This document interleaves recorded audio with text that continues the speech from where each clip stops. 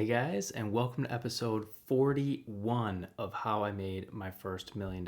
Today we are looking at the numbers from February 1st, 2024. So let's dive in. All right, balance sheet. Assets, 51,000. That's down almost 2,000 from last month.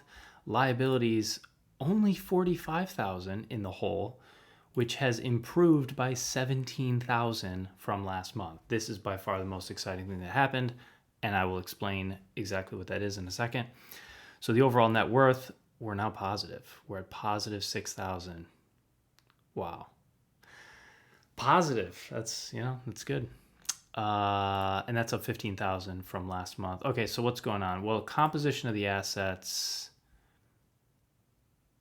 nothing really noteworthy here. That barely moved. Okay, liabilities. That's the big boy. Credit cards. Look at that. We went from 17, almost 18,000 in the hole to nothing.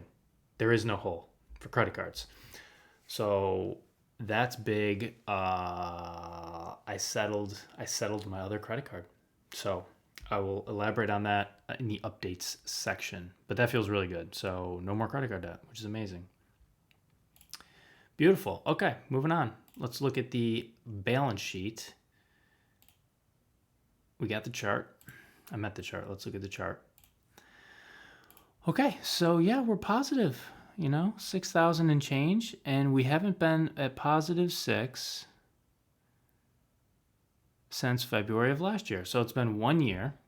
Okay, we were at positive 7. Now we're at positive 6. So funny. So a year. Oh my gosh.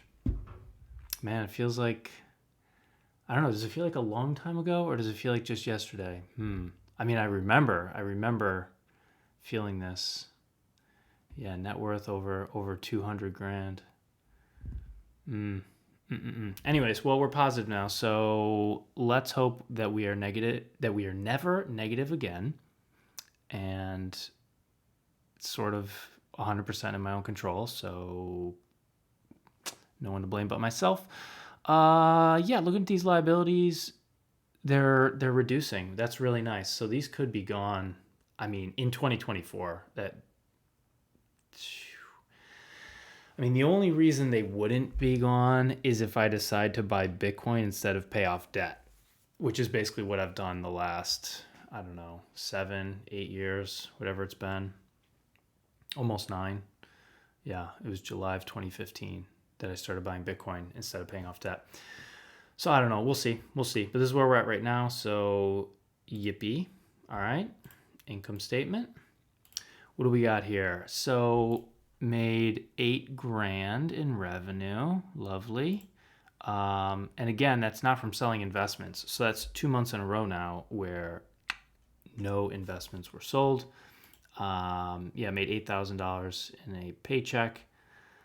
Hilarious. I got $5 back from Kiva. That's just what it was. And I, at the end of the month, just took that out. So it's only $5, which is hilarious, but it is what it is. And I received 96 cents in donations, which probably sounds so funny. I mean, it is so funny. But this is my friend in India who sent me $1 on PayPal, and there was some currency loss. And he wanted to see if it worked, and it did. And then I tried to send him hundreds of dollars back, and I couldn't get it to work. And long story short is, after a whole bunch of trying, I just went to refund him the $1, reverse the payment, and PayPal said, it's been too many days, you can't send it back. So I ended up with 96 cents from my friend in India. So I feel a little bad about that, but whatever, it's $1. Hilarious. Okay, expenses. Is there anything worth going through here?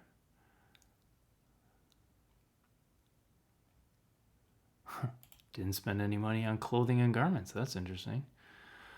I feel like Ron Swanson from Parks and Rec. There's one episode where they go through his expenses. He gets audited, and they go through his expenses, and someone's like, "Oh, it says here you spent $12 in the last year on clothing. That can't be right." And he's like, "No, it sounds about right." Anyways, I basically buy white t-shirts, and that's pretty much it. So, oh yeah, down here, investments. I'll explain why I spent $4,000 on investments in a second. All right, I'll tell you, I bought Bitcoin. I bought $4,000 worth of Bitcoin. It's very exciting. So anyways,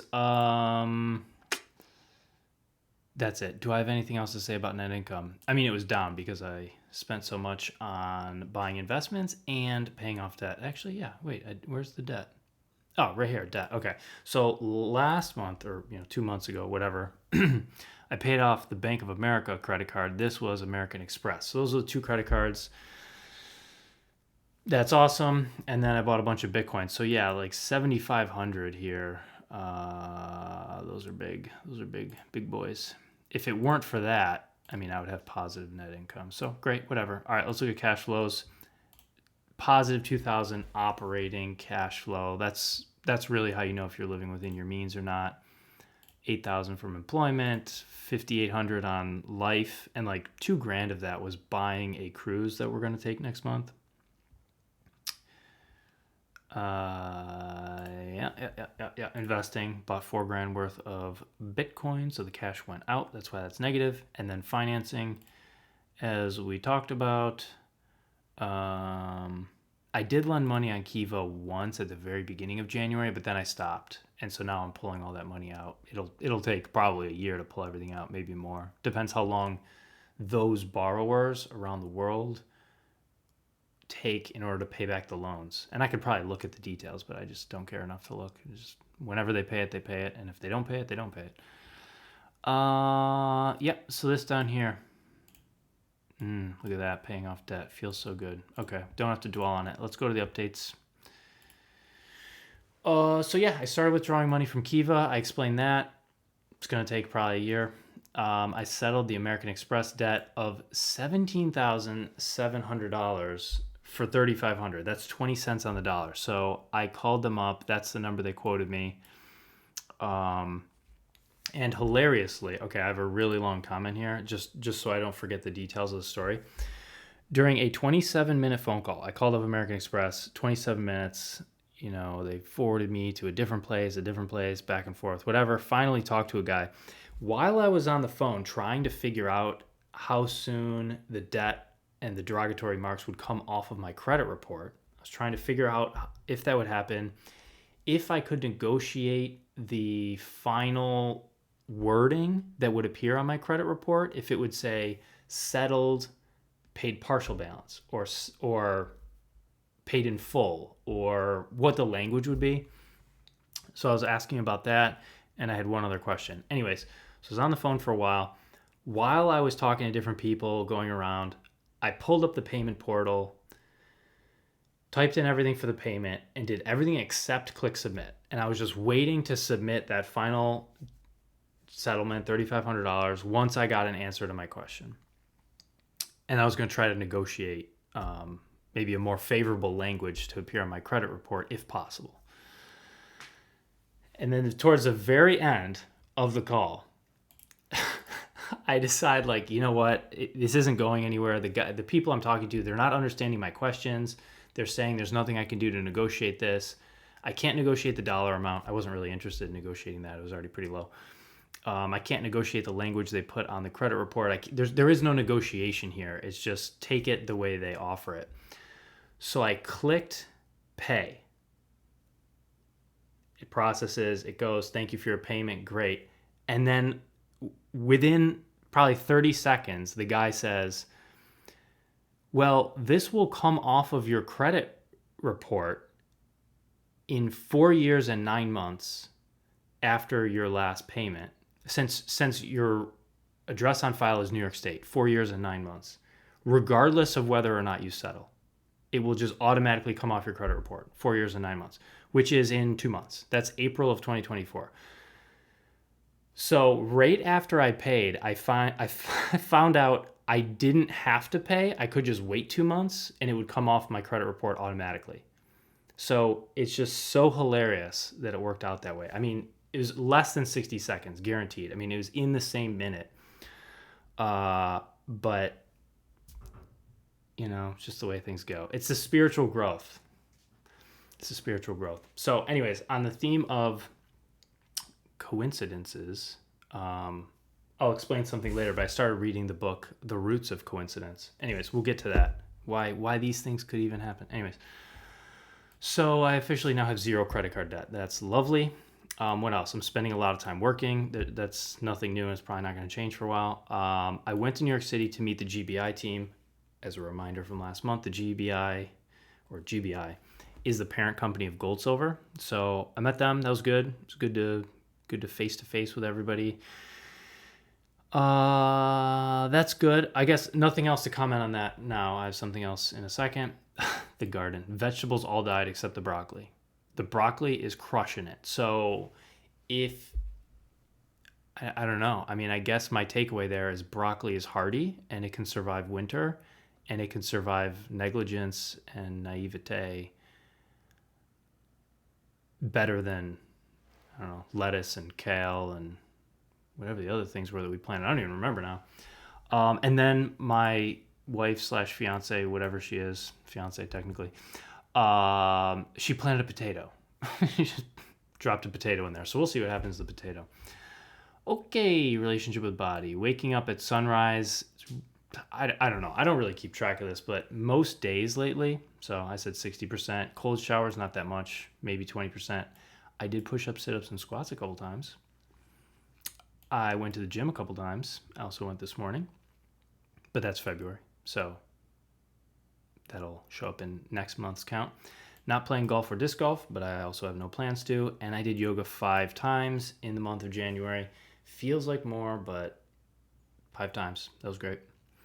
Relationship with others. Played softball twice. It also feels like more, but yeah, only 2 times. Yeah, I guess my buddy was out of town for 2 weeks, so that kind of leaves 2 weekends left. Occasional friend Zooms. Yeah, so I'm zooming with some friends every now and then, which is really cool. Yeah, I realized, like, you got to reach out.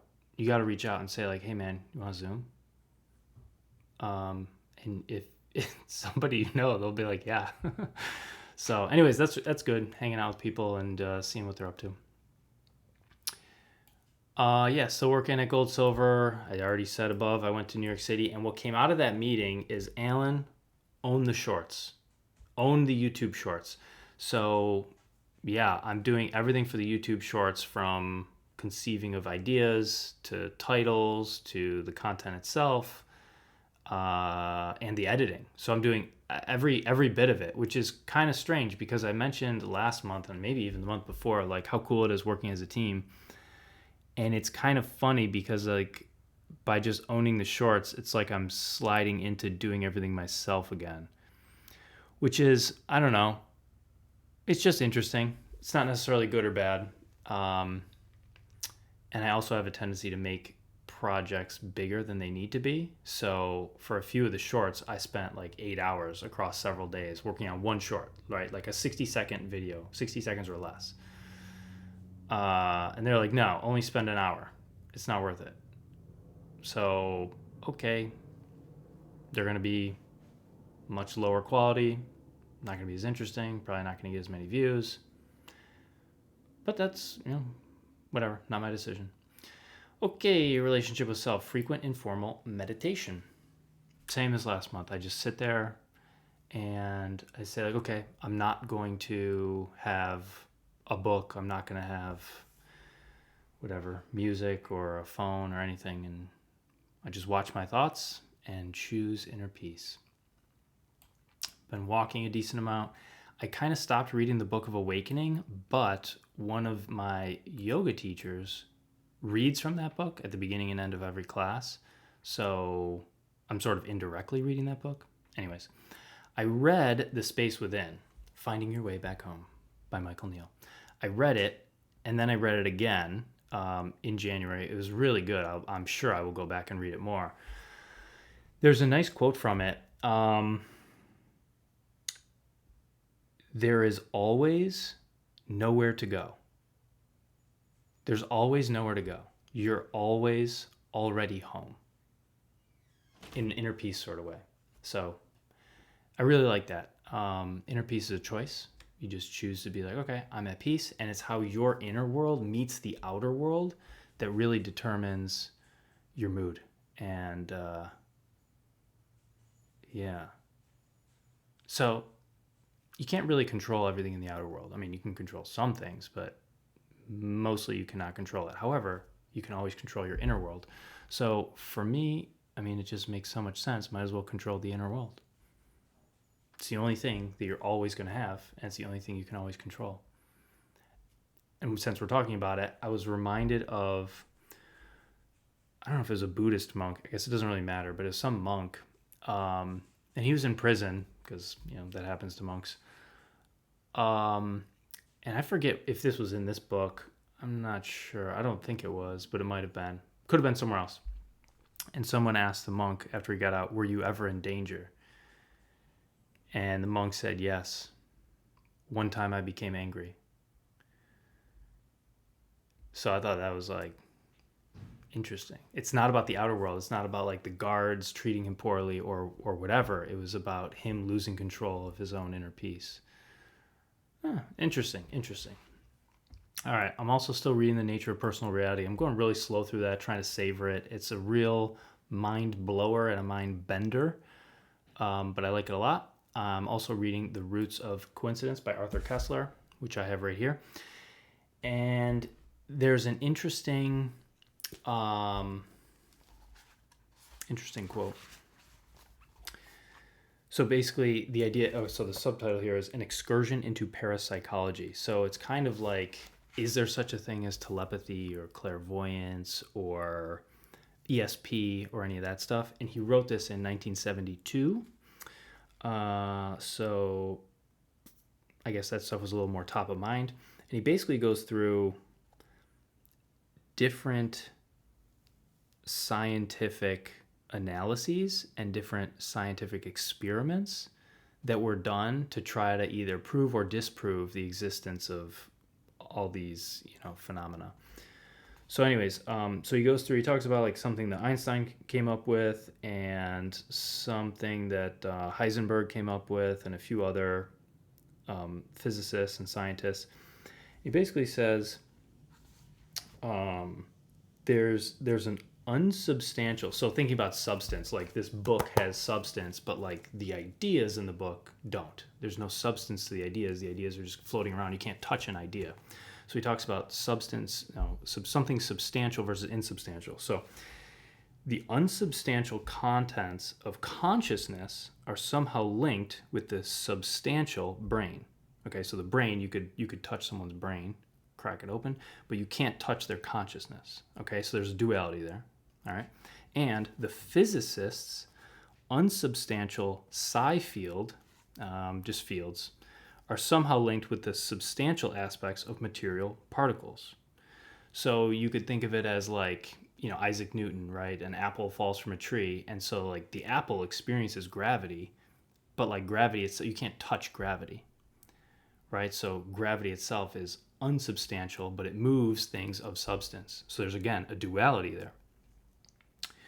Blah, blah, blah. This is the parallel implied in Heisenberg's remark that the complementarity of particle and wave and the dualism of matter and mind agree with each other very neatly. And then here's the crux of it. Here's what I wanted to share. And in some other scientists' remark that the universe looks more like a thought than a machine. The universe looks more like a thought than a machine. And this is from the perspective of scientists. And the reason I mention that is because I'm looking at spirituality, I'm looking at science, I'm looking at like just different angles of the same thing. And what I'm piecing together from different resources, like if I distill it down, it's like, the universe looks more like a thought than a machine. Like the power of your beliefs is stronger than the power of any physical item. The power of your beliefs is greater than the power of a rocket ship. Yeah, and I do have it. The Nature of Personal Reality. I guess I don't have to open it, but It was nothing exists in the physical world that doesn't first exist in thought and feeling. There is no other rule. Very interesting. Power of your beliefs. So that's what I'm thinking about. That is what I'm thinking about a lot. So when I get to this bit about thinking, feeling, and doing, I'm thinking so much about thinking. Yeah. Anyways, posted 0 articles and 0 videos. I don't know. I'm of two minds on this, funny enough. I didn't really post any articles. Videos, I mean, I guess I post these videos monthly, but it feels weird to count them in this. Also, I post videos for work, but again, I don't know if I should be counting those or not. And now that I'm owning the YouTube shorts, I'm trying to make 3 of those a week in addition to the other 2 videos. I don't know if I should be counting that. I guess it doesn't really matter. I don't know. I really only think about this like right before I click record on these videos and then in real time while the camera's rolling. I don't know. I don't have an answer here, so it's just sitting here until further notice. All right, so that's how I'm thinking. I'm thinking beliefs are insanely important, so I'll probably continue to read about those and think about those and speak about those in these videos. How am I feeling? I'm feeling awesomely optimistic about every area of life. Yeah, I've just sort of decided that like everything in my life is going to be awesome. I mean, why not? Why not? And what am I doing? Well, deleveraging, paying off my debts, reading these things. Yeah, and sort of chunking my life into my relationship with self, relationship with others, and relationship with my body. That's what I'm doing. That's what I'm doing. So that's it. Awesome. So thank you guys for watching. Really appreciate it. And I will see you next month.